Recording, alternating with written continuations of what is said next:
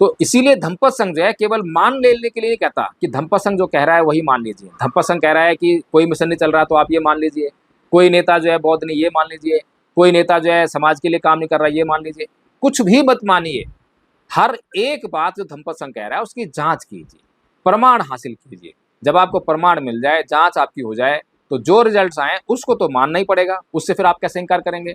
उससे तो केवल अंधभक्त ही इनकार कर सकते हैं। तो इसीलिए साथियों, जय भीम, नमो साथियों। साथियों, जब भी मेरे बहुजन समाज पर कहीं पर कोई अत्याचार होता है तो मेरा दिल रोता है, मन तड़पता है, दिल में एक बेचैनी होती है। और दिल में जो ये बेचैनी होती है, इसका कारण ये है कि मैं ये देख पाता हूँ कि जो मेरा समाज है, ये जो बहुजन समाज है, जो इसकी समस्याएं हैं, इसके ऊपर जो अत्याचार हो रहा है, इनको दूर किया जा सकता है, इनकी समस्याओं को सुलझाया जा सकता है।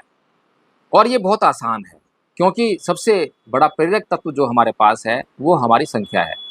लेकिन मुझे देखकर बहुत दुख होता है कि जो परम पूज्य बाबा साहब डॉक्टर भीमराव अम्बेडकर ने हमें मिशन दिया अपनी समस्याओं को दूर करने का, अपनी समस्याओं का समाधान करने के लिए, उस मिशन से जो है ये बहुजन समाज बहुत दूर है। ये समझ लीजिए कि मैं दिल्ली में हूँ और मुझे जाना है तमिलनाडु, और मुझे किसी ने रास्ता बता दिया मुंबई का, और अब मैं बस उस पर विश्वास करके और मुंबई के रास्ते पे चले जा रहा हूँ। ना तो मैं किसी से पूछ रहा हूँ, ना मैं अपनी बुद्धि का इस्तेमाल कर रहा हूँ, ना मैं कुछ जानता हूँ, बस मैं चले जा रहा हूँ। तो साथियों, मैं जो है कभी भी तमिलनाडु नहीं पहुँच पाऊँगा, मैं मुंबई ही पहुँचूँगा। यही हाल जो है आज बहुजन समाज का हो गया है। क्योंकि ये बहुजन समाज, इस सोशल मीडिया जो कि समाज के लिए एक वरदान साबित होना चाहिए था, लेकिन ये समाज के लिए अभिशाप साबित हो रहा है। क्योंकि इस सोशल मीडिया पर आप देखिए कि पेड न्यूज़ आती हैं। आपने जो गोदी मीडिया जिसको कहते हैं, जो मेन मीडिया चलता है जो, उसको तो आपने देख ही लिया कि किस तरह से जो भी पैसे देगा वहाँ पर अपनी खबरें चला सकता है, अपनी एडवर्टाइजमेंट कर सकता है। इसी तरह से जो सोशल मीडिया है, इसका भी इस्तेमाल जो है पेड इस्तेमाल होता है। यानी कि जिसके पास पैसे हैं वो पैसे देकर लाखों करोड़ों लोगों के बीच में जो है अपने व्यूज़ लेकर जा सकता है।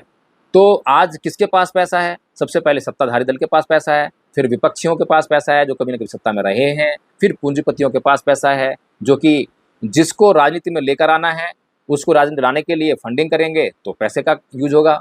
फिर उसके बाद जो है रहा सहा जो कचरा बचता है वो बहुजन समाज के पास बचता है। तो बहुजन समाज इसका कैसे इस्तेमाल करता है?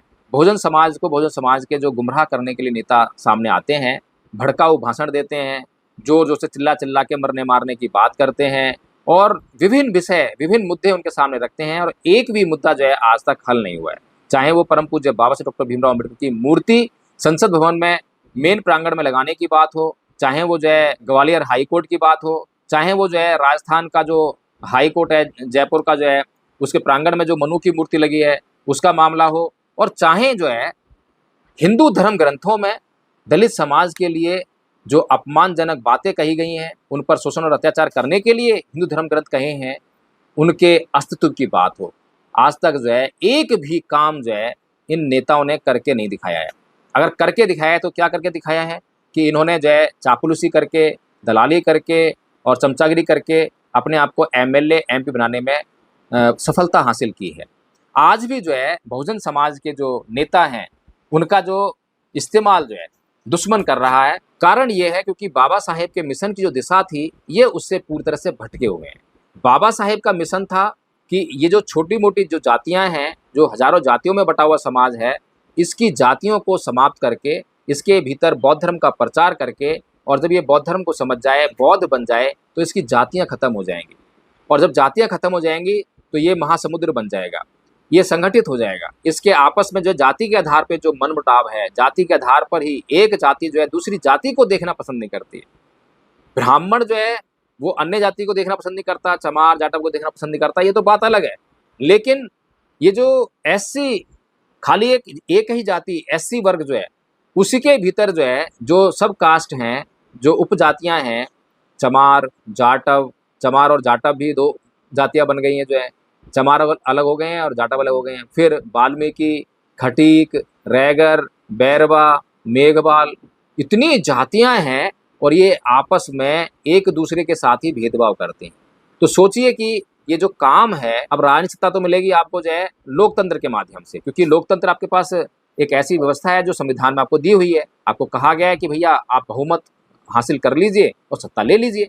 अब बहुमत हासिल कहाँ से होगा? जनता से होगा। जनता आपको वोट देगी तो आपको बहुमत मिलेगा। अब बहुमत हासिल करने के लिए आप क्या कर रहे हैं? आप कर रहे हैं द ग्रेट चमार, द ग्रेट जाटव। तो क्या द ग्रेट चमार और द ग्रेट जाटव करके आप सत्ता हासिल कर सकते हैं?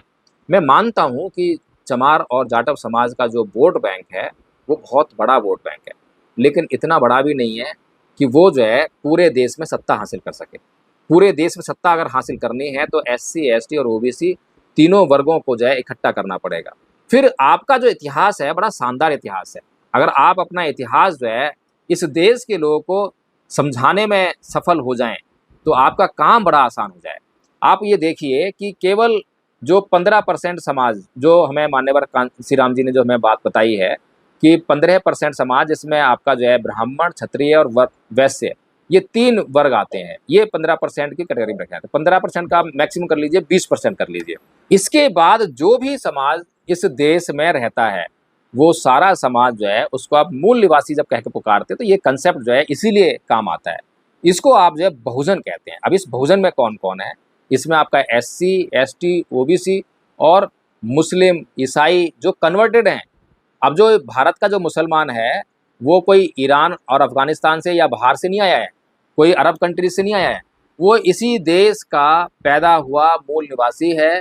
और इस देश में जब इस्लाम का आक्रमण हुआ या इस्लाम ने यहाँ पर अपना अभियान चलाया तो उसने जो है धर्मांतरण कर लिया और वो मुसलमान बन गया। ये सीधी सी कहानी है, आसान कहानी है। किसी भी मुसलमान से आप इस बात का जिक्र करोगे तो जो पढ़े लिखे मुसलमान हैं, समझदार मुसलमान हैं, आपकी बात को जो है वो स्वीकार कर लेते हैं कि हाँ ये ऐतिहासिक तथ्य जो है बिल्कुल ठीक ठीक है। फिर इसके अलावा जो है इतना बड़ा जो समाज है आपके पास, अगर आप इस पर काम करेंगे, इसको संगठित करने का काम करेंगे, इसके हितों को पूरा करने का काम करेंगे, इसके लिए आप जो है ईमानदारी से काम करेंगे तो निश्चित तौर पर जो है आपके साथ में ये पूरा समाज इकट्ठा होगा। समस्या कहाँ पर हुई है? समस्या हुई है समाज के साथ धोखा देने से। समाज में नेता पैदा हुआ, उसने लोगों से वायदा किया, लोगों को बड़े बड़े सपने दिखाए और जब वो नेता बन गया, एमएलए बन गया, एमपी बन गया तो समाज को भूल गया। तो वहाँ से जो है समाज का उस नेता या फिर ये जो राजनीति जिस तरह की होती है उसमें अविश्वास पैदा हुआ। राजनीति में नेताओं के खिलाफ जनता का भारी अविश्वास है।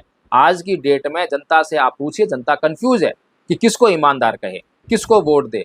लेकिन जनता के पास कोई ज़्यादा राजनीति का ज्ञान नहीं है और ज़्यादा ऑप्शन भी नहीं है, विकल्प भी नहीं है, क्योंकि आज जो है सोशल मीडिया के माध्यम से और मीडिया का जो युग चल रहा है, टेक्नोलॉजी का युग चल रहा है, तो उसमें जो है आपके पास जो ईमानदार कैंडिडेट है वो तो सामने आता ही नहीं, क्योंकि ईमानदारी से जो काम करेगा उसको पैसा नहीं होगा और पैसा नहीं हो तो प्रचार नहीं होगा, प्रचार नहीं हो तो आप तक पहुंचेगा नहीं, लोगों तक नहीं पहुंचेगा। तो इसीलिए जो है इस मिशन को, इस मूवमेंट को समझने की जरूरत है। पैसा जो है उस वक्त हमारे दुश्मन के पास जब बाबा साहेब अपना काम कर रहे थे तब भी था, जब बाबा साहेब की बातें, बाबा साहेब के विचार जब मीडिया जो है नहीं दिखाता था। उस समय आपका प्रिंट मीडिया था और वो प्रिंट मीडिया जो है बाबा साहेब के खिलाफ तो लिखता था लेकिन बाबा साहेब की बात नहीं दिखाता था। इसी तरह से मान्यवर साहेब कांसी राम जी के समय में भी सत्ताधारी दल के पास पैसों की कमी नहीं थी, लेकिन हमारे महापुरुषों ने अगर अपने मिशन में जो भी उन्होंने मिशन स्टार्ट किया, मान्यवर साहेब कांसी राम जी ने राजनीतिक अभियान शुरू किया तो राजनीतिक अभियान में सफलता हासिल की। सफलता कैसे हासिल करी? त्याग से, समर्पण से, बलिदान से, ईमानदारी से। समाज के प्रति वो जो है पूरे निष्ठावान रहे, ईमानदार रहे, तब जाकर जो है समाज का जो विश्वास है वो अपने नेता के ऊपर आया। लेकिन आज आप देखिए कि जो नेता हमारे लिए राजनीति करने का दावा कर रहे हैं उनको फंडिंग कहाँ से हो रही है, उनके पास पैसा कहाँ से आ रहा है? क्या वो हमारे समाज के गरीब मजलूम का पैसा है? क्या वो उन लोगों से चंदा लेकर इकट्ठा किया गया पैसा है? नहीं साथियों, ये जो आपकी जो बातें हैं, ये जो मिशन है, ये आपसे बहुत दूर है। आप सच्चाई को जानने का प्रयास ही इसलिए नहीं करते हैं क्योंकि आपका मन भी राग रंजित हो गया है। उन नेताओं के साथ किसी न किसी तरह से आपका मन जुड़ गया है और जब हमारा मन किसी भी नेता के साथ में जुड़ जाता है तो फिर हमें उसकी आलोचना पसंद नहीं आती है। उसकी कोई जो है आलोचना करे, कोई उसकी कमियां निकाल के आपको बताए, कोई प्रमाण दे, लाख प्रमाण दे, तब भी आपकी जो है आंखें उसके प्रति जो है श्रद्धावान रहती हैं, आस्थावान रहती हैं, बंद रहती हैं। आप आंखें खोलने का प्रयास नहीं करते हो। आप जो है जानबूझकर जोर देकर अपनी आंखें बंद कर लेते हो। ये सब जो है जब आप करोगे तो फिर आपका उद्धार कोई नहीं कर सकता। फिर तो जो है जैसे कि हम लोग बहुजन समाज के लोग बाबा बागेश्वर धाम के खिलाफ अभियान चलाते रहते हैं, अंधभक्त चलाते रहते हैं, उनके मानने वालों को, उनके पीछे आने वाले लोगों को तमाम उनके प्रमाण देते फिरते हैं, वो भी नहीं मानते। वो क्यों मानेंगे? तो आप जो है अपने से ये आकलन कीजिए कि हम क्यों नहीं मानते हैं, हम क्या करें। तो इसीलिए साथियों, अगर आज भी हमने बाबा साहेब का मिशन समझ लिया, जान लिया और उसके लिए काम करना शुरू कर दिया, अगर बहुत सारे लोगों ने इस मिशन को जान लिया, समझ लिया और सही दिशा में काम करना शुरू कर दिया, तो ये काम जो है आप बहुत जल्दी पूरा कर सकते हैं। लेकिन अगर धम्पत संघ जिस तरह से काम कर रहा है, बाबा साहेब के बिल्कुल सटीक और असली मिशन पर कार्य कर रहा है, ये धम्पत संघ दावा नहीं करता है, बल्कि धम्पत संघ आपसे संवाद करता है, आपको आमंत्रित करता है कि आइए और धम्पत संघ जो कार्य कर रहा है उसकी आलोचना कीजिए। आलोचना जब करेंगे तो कमियां मालूम पड़ेंगे कि वास्तव में क्या कोई कमी है। तो इसीलिए धम्पत संघ जो है केवल मान लेने के लिए नहीं कहता कि धम्पत संघ जो कह रहा है वही मान लीजिए। धम्पत संघ कह रहा है कि कोई मिशन नहीं चल रहा तो आप ये मान लीजिए, कोई नेता जो है बौद्ध नहीं ये मान लीजिए, कोई नेता जो है समाज के लिए काम नहीं कर रहा ये मान लीजिए।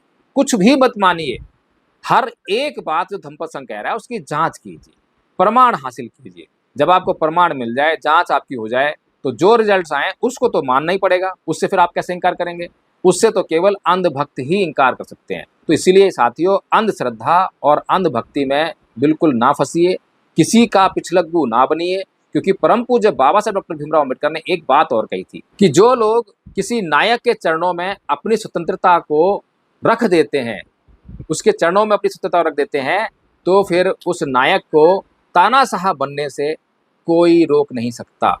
तो साथियों, ये जो है आपने इतिहास में उदाहरण देखे भी हैं और बाबा साहेब कह रहे हैं, कोई छोटा मोटा आदमी नहीं कह रहा, कोई मैं नहीं कह रहा हूँ।